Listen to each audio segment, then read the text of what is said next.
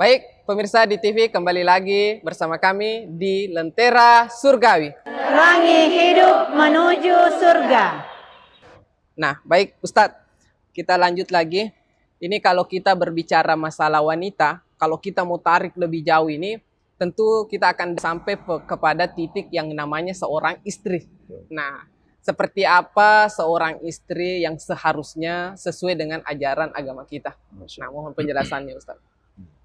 Ya, di dalam Al-Quran itu disampaikan Bismillahirrahmanirrahim, wa min ayatihi an khalaqalakum min anfusikum azwaja. Ya. Litaskunu ilaiha wa ja'ala bainakum mawaddatan wa rahmah. Salah satu tanda kekuasaan Allah yaitu Dia menciptakan pasangan untuk kita. Ya, ya. Sebenarnya pasangan itu berasal dari jenis kita sendiri. Dalam makna dari diri sendiri. Ya. Supaya apa? Supaya kita memiliki ketenangan. Tenang dalam kehidupan rumah tangga. Mengenai peran seorang istri itu besar dalam andil rumah tangga. Sangat-sangat besar. Termasuk ibu adalah sekolah pertamanya anak. Ya, ya. Jadi ibu di sini dalam makna istri ya. Ya. Istri adalah sekolah pertama bagi anak. Maka penting seorang ibu memahami bahwa apa yang harus senantiasa saya lakukan dalam rumah tangga itu sendiri. Ya, ya. Makanya pengorbanan seorang istri itu besar. Seorang wanita besar. Luar biasa besar. Kira-kira kalau saya tanya, panas ya. Ya. Seorang laki-laki kira-kira pengorbanan terbesar dalam hidupnya apa coba? Apa ini Ustaz? Ternyata pengorbanan terbesar seorang laki-laki itu waktu disunat itu. Kenapa bisa? Iya. Jadi ketika laki-laki disunat itu Ya, ya. cuma satu kali saja seumur hidup. Oh ya, Tapi pengorbanan seorang wanita yang terbesar apa? Melahirkan. melahir. Dan itu bisa berkali-kali. Perempuan bisa melahirkan sampai 10 kali, 9 kali. Tapi laki-laki tidak mau disunat 3 kali. Iya, betul. Ini penting. Makanya yang harus kita garis bawahi, istri. Baru tri. Nah, itu ada maknanya. Apa ya? Pertama adalah istiqamah. Istiqomah. Kedua adalah istighfar. Yang ketiga apakah itu? Istirahat. Nah, ini harus kita perbaiki. Istiqamah. Selalulah istiqamah. Melakukan yang terbaik. Membimbing diri. Ya, setia mendampingi suami. Susah maupun senang. Sukses atau tidak sukses, dampingilah suami kita. Istiqamah. Ajarkan kepada anak kita istiqamah. Ya. Kenapa? Karena ketika istiqamah bisa dihadirkan di dalam rumah tangga, insya Allah bahagia keluarga kita. Nah, ini yang harus dihadirkan oleh para pemirsa. Bahwa dalam rumah tangga tidak ada satupun rumah tangga tanpa ada masalah. Ya. Tidak ada. Suatu saat masalah itu datang. Nah, caranya supaya masalah itu cepat selesai, Al-Quran sendiri yang menyampaikan solusinya. Wasta'inu bis-sabari was-shalah.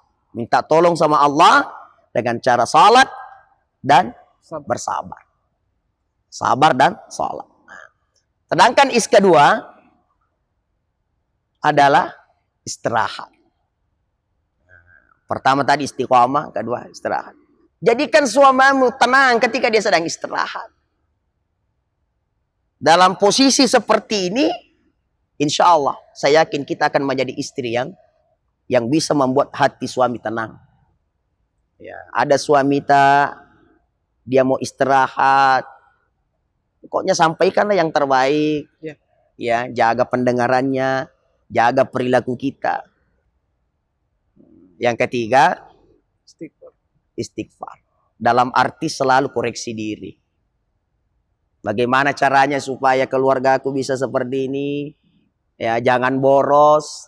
Ya. Jangan suka ikut-ikutan sama orang. Itu yang terkadang terjadi dalam rumah tangga seseorang. Sehingga saya sampaikan lagi, Bapak Anas ya. bahwa di dalam kehidupan kita ada saatnya kita di atas, ada juga saatnya kita di bawah. Bahkan kalau kita mau menelaah sejarah, telah terjadi semacam pembelajaran besar yang perlu kita simak, dan di situ terdapat beberapa pembelajaran, termasuk bagaimana Masyitah. Masyitah adalah orang yang istiqomahnya luar biasa. Bahkan disampaikan di dalam sejarah, ketika ingin dilemparkan di sebuah panci yang besar, ditawarkan harta, ditawarkan pangkat, semuanya serba ditawarkan, tapi dia tidak mau. Dia selalu katakan Allah, Allah. Sehingga dia terlempar ke bawah. Jadi dia istiqamah. Dia yakinkan kepada dirinya. Yang kedua, istri Nabi Ibrahim. Bagaimana istri Nabi Ibrahim? Sabar. Tidak pernah mengeluh. Berapa tahun itu dia hidup tanpa ada seorang anak, tapi dia sabar. Dia tetap tegar. Karena dia yakin bahwa apapun yang terjadi, otomatis itu semua adalah kehendak Allah Subhanahu wa taala. Kesabaran. Sehingga berkat kesabarannya dikaruniai seorang anak, namanya Nabi Ismail. Berkat doa Rabbi habli minas sholihin. Siapa lagi? Masih banyak. Termasuk istri Nabi kita, Nabi Muhammad sallallahu alaihi wasallam, yang kita kenal kaya, tapi dia rela miskin. Terkadang dia mengatakan, saya rela miskin, yang penting demi agama Allah. Nah, maka tampillah sebagai istri. Yang pertama istiqomah, yang kedua penyabar, yang ketiga dermawan.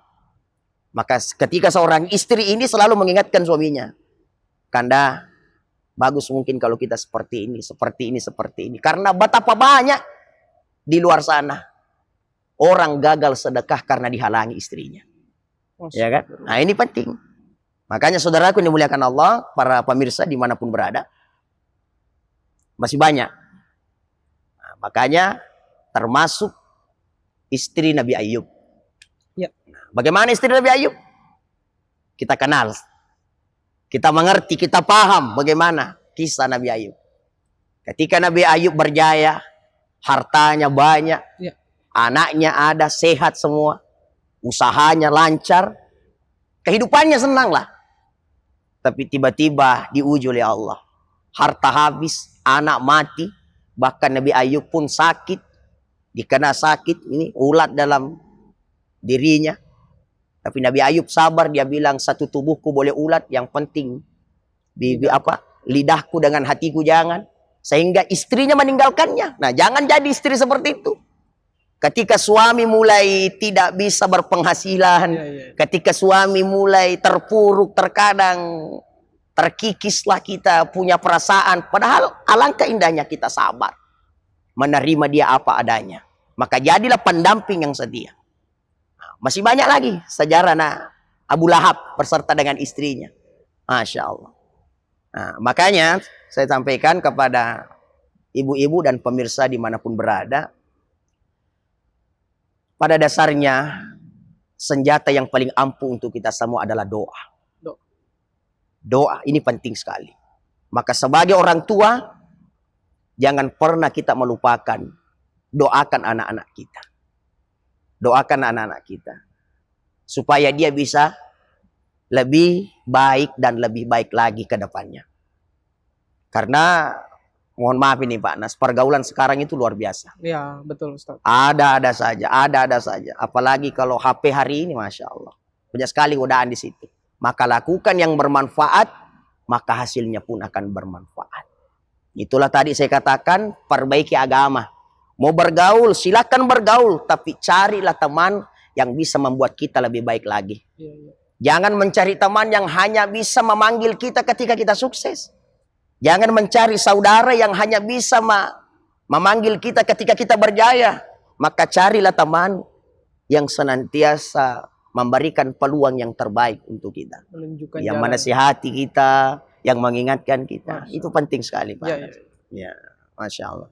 Oleh karena itu, sebagai istri, tentu kita harus semangat. Karena terus terang perjuangannya seorang istri itu luar biasa betul. Betul. Makanya ketika ada seorang suami yang selalu kasar sama istrinya, yang memukul istrinya, Saudaraku, coba kamu lihat bagaimana pengorbanan istrimu. Dia mengandung anak kita selama berapa bulan itu lamanya itu panas itu. 9 bulan. Masya Allah. Lama itu. 9 bulan itu bukan waktu yang singkat. Betul. Lama itu. Bahkan ketika mau melahirkan itu subhanallah perjuangannya ibu, perjuangannya istri. Satu kaki di dunia, satu kaki di kuburan. Perjuangannya ini, maka seorang laki-laki ketika kamu kasar kepada istrimu, ketika Anda tidak baik sama istri Anda, ayo sekali-kali lihat. Lihat orang yang melahirkan. Luar biasa. Dia pertaruhkan nyawanya. Maka wajar ketika Nabi ditanya oleh sahabat, di manakah kita berbuat baik? Ya. Di mana kita berbuat baik? Itu jihad. Di mana kita berbuat baik ya Rasulullah? Maka Nabi mengatakan, ummuka. Ummuka. Setelah itu di mana lagi? Ummuka. Setelah itu di mana lagi ya Rasul? Ummuka, ibumu. Ibumu, ibumu. Kenapa bisa? Karena ibu melakukan 3 hal dalam kehidupannya itu. Diulangi 3 kali. Dan 3 hal ini dilakukan ibu, tidak bisa dilakukan bapak. Masya Allah. Nah, itu keistimewaannya. Apa itu? Yang pertama, ibu mengandung.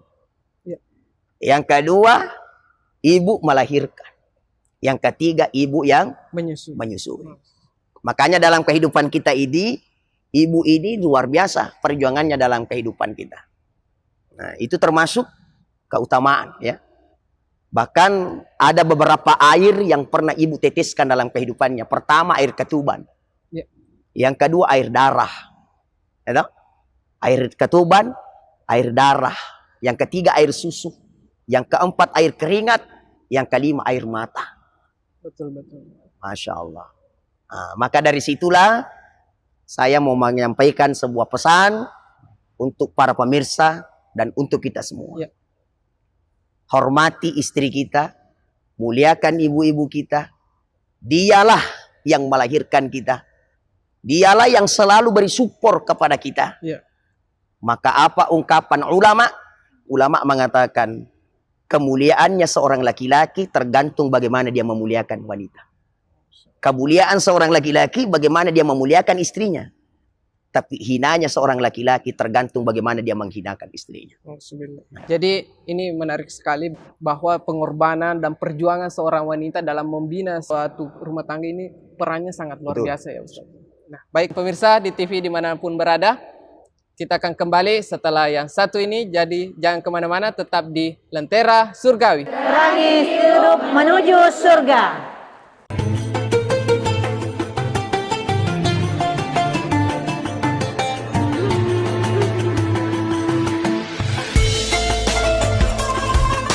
Baik pemirsa di TV dimanapun berada, terima kasih masih bersama kami tentunya di Lentera Surgawi.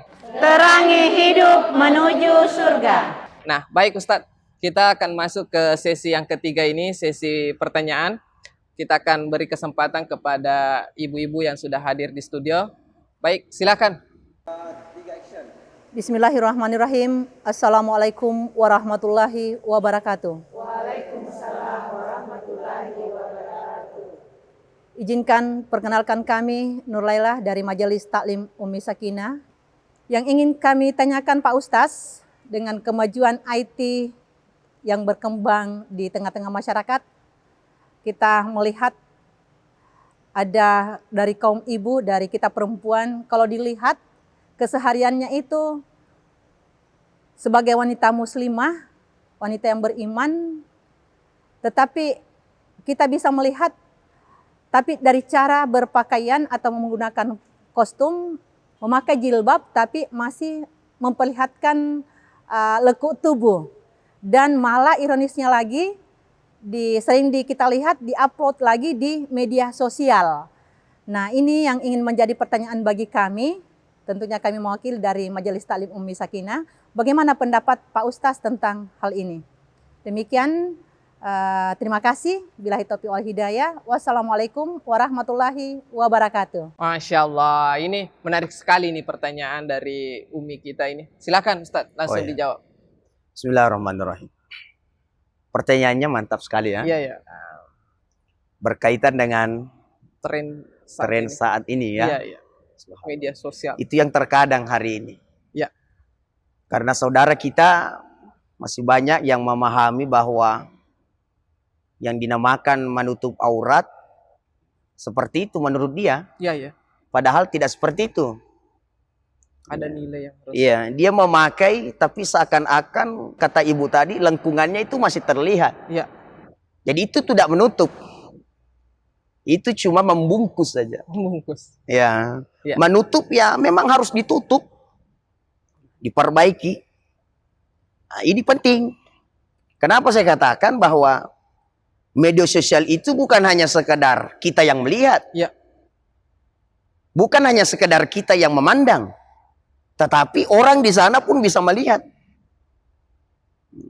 Bahkan sering saya sampaikan bahwa ditakutkan jangan sampai ada orang seperti ini. Dia tidak memahami kalau yang saya lakukan ini sebenarnya tidak boleh. Ya. Nah, itu yang terkadang jadi tren sekarang, Pak Anas. Itu yang terkadang jadi tren. Nah, ini pentingnya pemahaman agama. Nah, ini harus selalu dimasukkan pemahaman agama. Nah, bagaimana pakaian saya? Bagaimana perilaku saya? Bagaimana tutur kata saya? Apakah ini cocok untuk agama? Maksudnya, apakah ini dianjurkan oleh agama? Ya kan? Ya toh kalau memang pakaiannya muslimah dalam arti bisa dibilang sopan, ya memakai pakaian. Karena terkadang mohon maaf, sering kita lihat saudara-saudara kita, dia memakai baju, memang pakai jilbab tapi ketat semuanya. Sehingga ini sebenarnya tidak sepatutnya lah ya. Bahasa yang harus kita pahami di sini adalah jangan sampai suatu saat kita yang memajang foto seperti itu, kita wafat lalu belum menghapus foto itu, dan posisinya ternyata kita berdosa, kita rugi. Kita rugi. Ya. Jadi kita telah wafat ternyata dosa masih mengalir. Karena kita memperlihatkan aurat, kita menampakkan lengkungan-lengkungan aurat. Nah, inilah perangnya orang tua. Perangnya orang tua dan perangnya saudara sebenarnya. Ya, sebagai orang tua selalu lihat bagaimana pakaian anak kita. Karena ketika ada orang yang memperlihatkan auratnya, bukan hanya anak kita yang berdosa. Coba. Termasuk orang tuanya juga bisa. Kakaknya juga. Saudara laki-lakinya bisa. Banyak suaminya bisa. Nah, ini harus kita sadari. Maka lingkungan ini penting juga. Teman, ayo nasihati. Ya, ingatkan. Maka selalu saya katakan, orang yang paling miskin, Pak Anas, bukanlah orang yang tidak memiliki harta. Orang yang paling miskin bukanlah orang yang tidak punya apa-apa. Tapi orang yang paling miskin adalah orang yang tidak mau mendengarkan nasihat. Astaga. Itu orang paling miskin, tidak mau mendengarkan nasihat.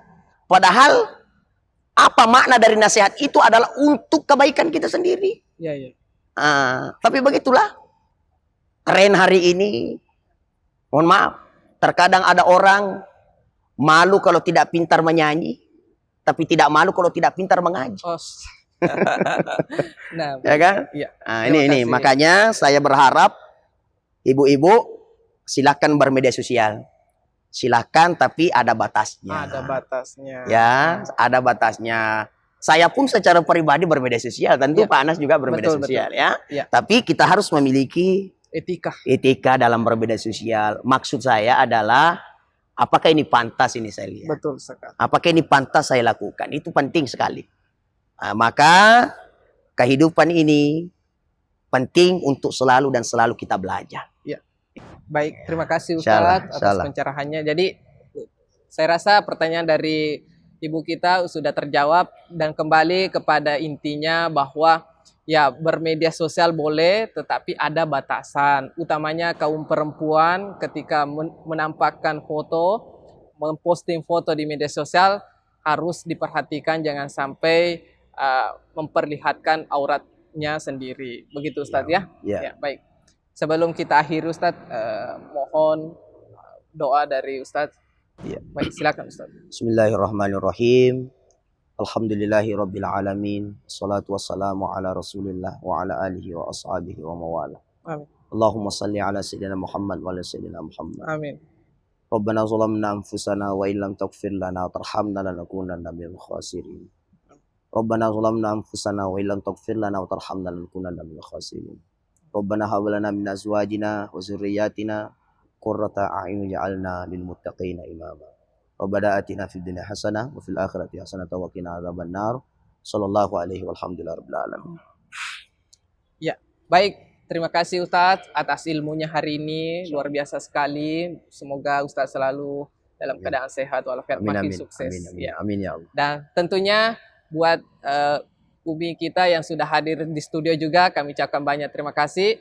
Dan untuk pemirsa yang ada di rumah dimanapun berada, terima kasih telah menyaksikan Lentera Surgawi, terangi hidup menuju surga. Kita akan kembali di episode yang akan datang. Saya Anas, Assalamualaikum warahmatullahi wabarakatuh. Wah.